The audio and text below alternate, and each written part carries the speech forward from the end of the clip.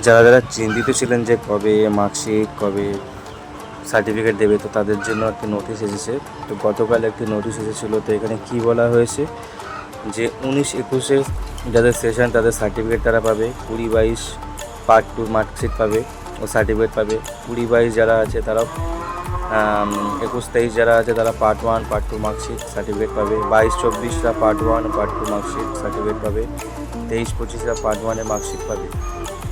এবং কবে কবে পাবে এখানে সব জেলা ডিটেলস দেওয়া আছে। তো এখানে বলছি যারা নতুন রিক্রুটমেন্টে, তাহলে লাস্ট কোয়ালিফিকেশান কী হলো, লাস্ট কোয়ালিফিকেশান মানে কারা দিতে পারবে, 22-24টায় সে যেতে পারবে, কারণ তারাই একমাত্র লাস্ট সার্টিফিকেট পাচ্ছে 22-24টা। সেই জন্য যারা অনেকে বলছিল 23-25টা পারবে না, 23-25 পারবে না, যারা পারবে হচ্ছে 22-24 অবধি শেষ। মানে 2025-এর রিক্রুটমেন্টে, নতুন রিক্রুটমেন্টে কারা শেষ এলিজিবল হবে, তারা হলো 22-24 শেষের, কেন তারাই সার্টিফিকেট পাচ্ছে। ঠিক আছে, তো ভিডিও এইটুকুই ছিল ইনফরমেশান দেওয়ার।